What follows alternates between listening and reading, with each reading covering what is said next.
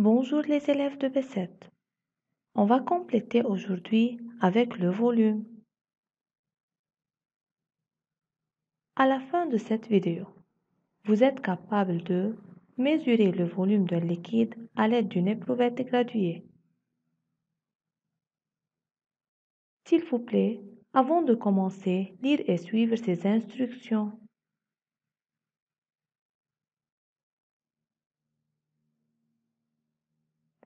Les matériels que vous avez besoin.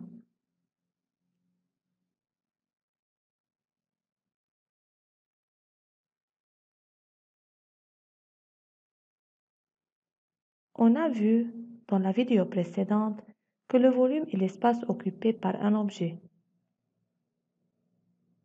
Et pour déterminer le volume d'un solide ayant une forme géométrique régulière, on utilise le calcul selon la formule V égale longueur fois largeur fois hauteur.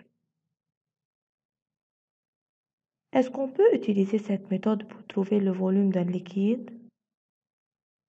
Bien sûr non, car le volume ne possède pas une forme déterminée, c'est-à-dire il ne possède pas de dimensions. Donc, comment on peut déterminer le volume d'un liquide? Pour répondre à cette question, regardez cette vidéo. Pour mesurer le volume d'un liquide, on a besoin d'un récipient gradué. Un récipient gradué, c'est n'importe quel récipient transparent et qui possède des graduations. On a des exemples des récipients gradués dans notre vie quotidienne. Par exemple, le biberon, la seringue et la tasse de mesure. Pour mesurer le volume d'un liquide, nous avons besoin d'une éprouvette graduée car elle est plus précise. On peut trouver différentes tailles de cette éprouvette. Si on observe soigneusement cette éprouvette, on trouve qu'elle est marquée par des grands tirets.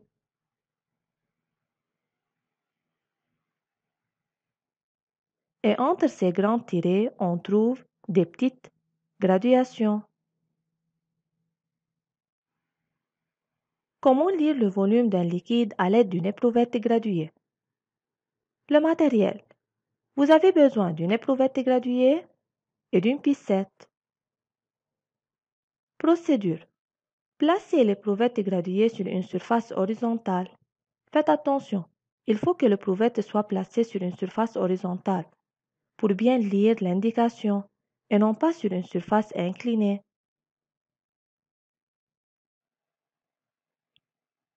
Remplir l'éprouvette graduée avec 100 ml d'eau.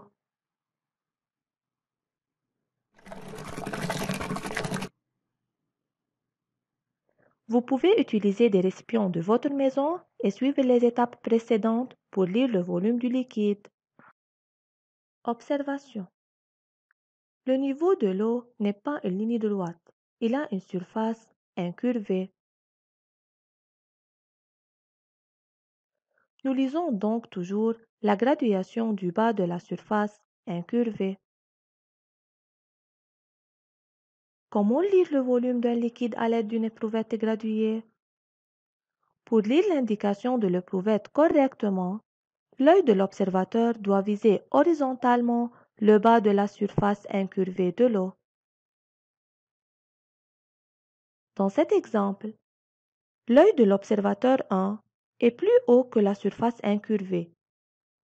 L'œil de l'observateur 2 est plus bas que la surface incurvée, alors que l'œil de l'observateur 3 est au même niveau horizontal de la surface incurvée de l'eau.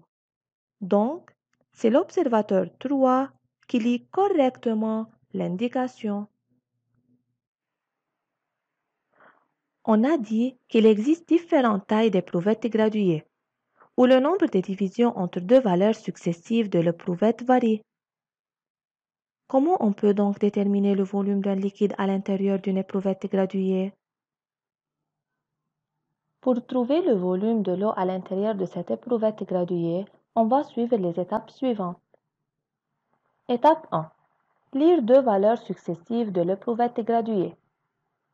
Par exemple, 150 et 200. Étape 2. Soustraire la plus grande de la plus petite. 200 moins 150 égale 50. Étape 3. Comptez le nombre de tirés séparant les deux valeurs successives choisies à l'étape 1. On compte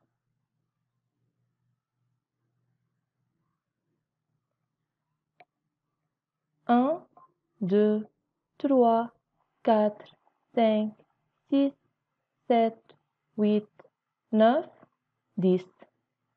Donc, le nombre de tirés est 10 tirés. Étape 4. Divisez le nombre obtenu à la partie 2 par celui obtenu à l'étape 3. 50 sur 10 égale 5. Alors, la valeur de chaque graduation dans cette éprouvette graduée est 5 ml. Donc, pour calculer le volume de liquide, on utilise cette formule.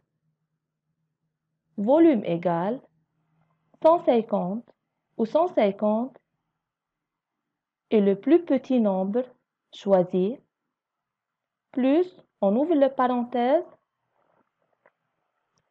6, où 6 est le nombre de tirés jusqu'au niveau de l'eau. On compte de 150 jusqu'à le niveau de l'eau. 1, 2, 3, 4, 5, 6.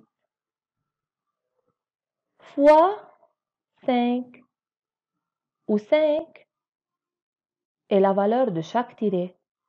Alors, le volume est égal à 180 ml.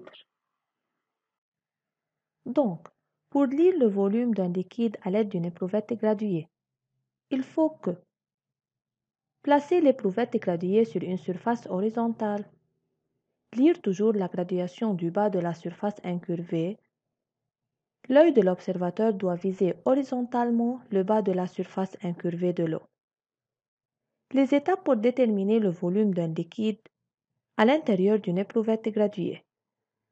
Lire deux valeurs successives de l'éprouvette graduée, soustraire le plus grand nombre du plus petit, compter le nombre de tirés séparant les deux valeurs successives choisies à l'étape 1, et enfin diviser le nombre obtenu à l'étape 2 par celui obtenu à l'étape 3. Le quotient alors obtenu est la valeur de chaque graduation de cette éprouvette graduée. Application. Nous travaillons à la fiche 2. Calculer le volume du liquide à l'intérieur de l'éprouvette graduée, ci-dessous. Prendre deux valeurs successives par exemple 30 et 20. Soustraire le plus grand nombre du plus petit, 30 moins 20 égale 10. Compter les tirés entre le 2, valeurs 1, 2, 3, 4 et 5, donc on a 5 tirés. Diviser le nombre obtenu dans la partie 2 à celui obtenu dans la partie 3, 10 sur 5 égale 2 ml. Cela signifie que la valeur de chaque tiré de cette éprouvette graduée est égale à 2 ml. Le volume est égal alors à 20, le plus petit valeur, plus 2, où 2 est le nombre de tirés entre le 20 et le niveau de l'eau, 1, 2, fois 2, où 2 est la valeur de chaque graduation. Donc, on a 24 ml.